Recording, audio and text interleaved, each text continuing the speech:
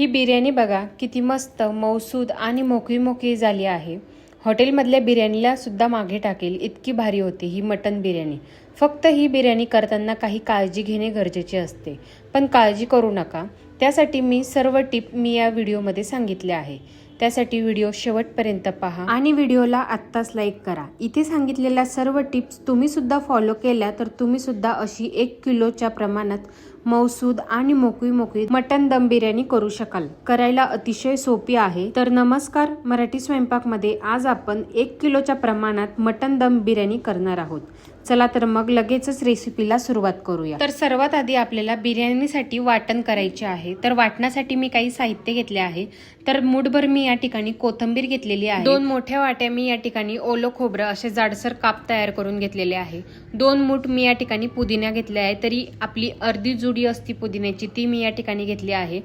भरपूर सारा असा लसूण घेतलेला आहे आणि 5 ते 6 इंच आलं घेतलेलं आहे। आता आपल्याला याचं वाटण तयार करायचं आहे। तर मिक्सरच्या भांड्यामध्ये मी सर्वात आधी खोबरं घालून घेत आहे। त्यानंतर आपल्याला जो आपण भरपूर सारा पुदिना घेतला होता तो सुद्धा घालून घ्यायचा। नंतर कोथिंबीर घालायची। कोथिंबीर घातल्यानंतर आपल्याला लसूणच्या पाकळ्या आणि आलं घालायचं आणि याला आपल्याला छान असे बारीक वाटून घ्यायचे आहे।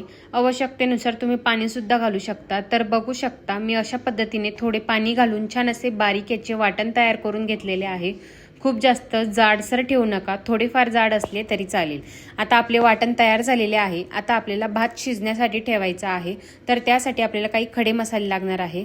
तर या ठिकाणी मी 7 ते 8 लवंग घेतलेले आहे, 1 मसाला वेलची घेतली आहे, 1 चक्रफूल घेतला आहे, 3 ते 4 तुकडे दालचिनी घेतली आहे, नंतर 5 ते 6 हिरवी इलायची घेतली आहे, नंतर 1 चमचा शहाजिरा घेतला आहे आणि चवीनुसार मीठ घेतलं, 5 ते 6 पानं तेजपत्त्याची घेतली आहे। आता हे झाले आपले भातासाठीचे मसाले। तर मी या ठिकाणी 1 किलो मटणासाठी बरोबर 1 किलो बासमती तांदूळ घेतला आहे। आता हा तांदूळ मी स्वच्छ निवडून घेतलेला आहे। आता आपल्याला हा तांदूळ भिजण्यासाठी ठेवायचा आहे। तर मी या ठिकाणी 2 मोठे तांबे यामध्ये पाणी घालून हा तांदूळ साधारण 15 ते 20 मिनिटं भिजण्यासाठी ठेवून देणार आहे।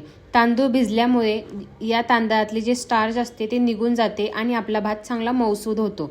त्यानंतर मी या ठिकाणी एका मोठ्या पातेल्यात पाणी गरम करायला ठेवलं होतं। पाण्याला हलकी उकळी आलेली आहे। त्यामध्ये आता आपण काही खडे मसाले घालून घेऊया। नंतर चवीनुसार मीठ घालायचं। त्यानंतर मीठ घातल्यानंतर आपल्याला यामध्ये 2 चमचे साजूक तूप घालायचं आहे। आता 2 चमचे आपल्याला साजूक तूप घातल्यानंतर 2 चमचे आपण यामध्ये तेल घालणार आहोत।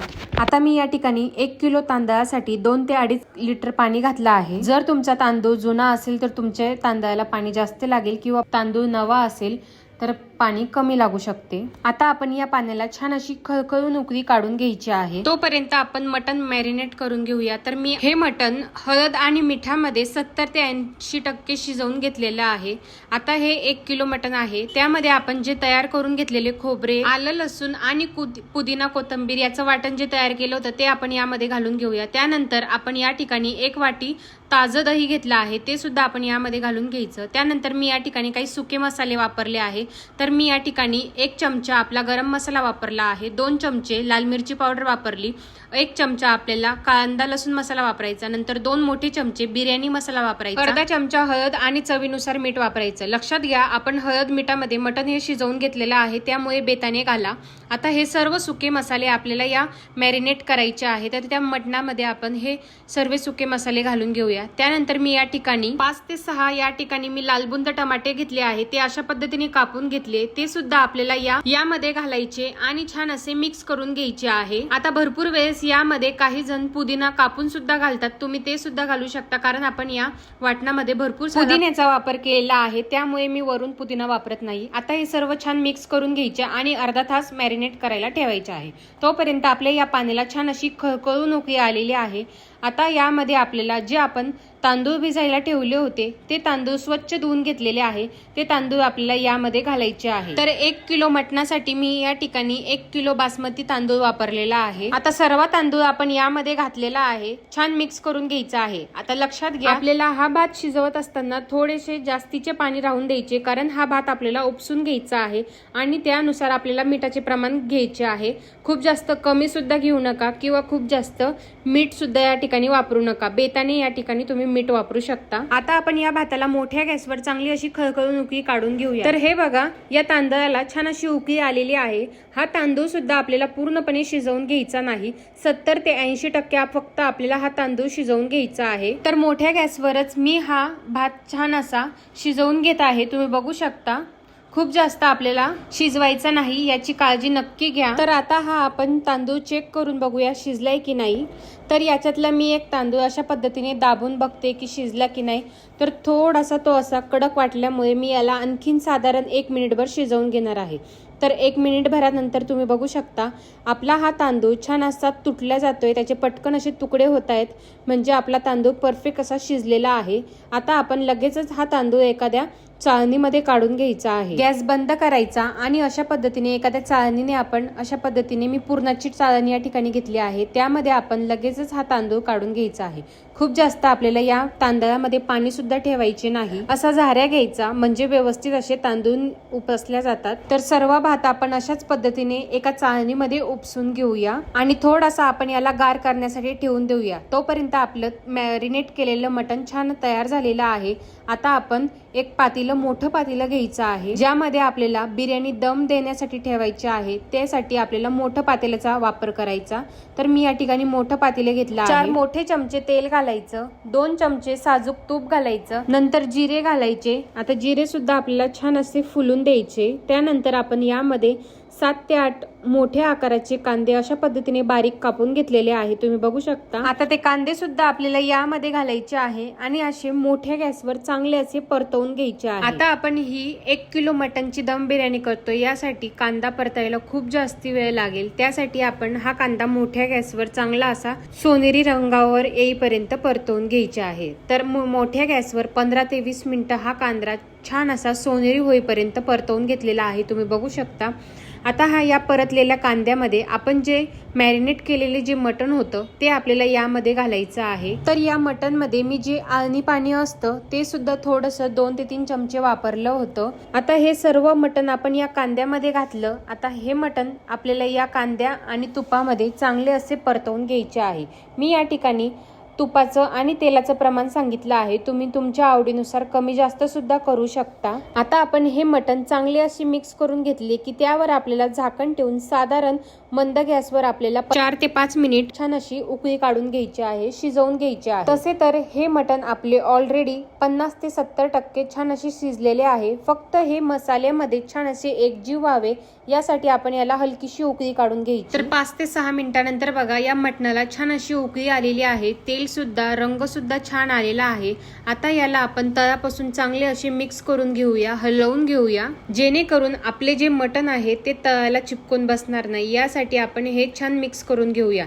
तर तुम्ही बघू शकता हे मटण थोडेसे ओलसर वाटत असले तरी आपल्याला यामध्ये जो भात घालायचा आहे तो आपण 70 ते 80% शिजवून घेतला आहे, त्यामुळे आपल्याला हा रसा इतपत असे ओलसर हवा। आता आपण या शिजवून घेतलेल्या मटणामध्ये जो आपण गार करून घेतलेला जो शिजवून घेतलेला भात होता तो आपल्याला अशा पद्धतीने झाऱ्याच्या मदतीने असा टाकायचा। भात टाकत असताना त्याच्या अशा पद्धतीने गोळे न टाकता छान असा मोकळा करून टाकायचा। तर सर्व भात आपण अशाच पद्धतीने छान असा मोकळा करून करून यामध्ये टाकायचा आहे। असा पातळ आपल्याला पसरवून असा थर लावायचा आहे। तर सर्व भात मी या पातेल्यामध्ये घातलेला आहे।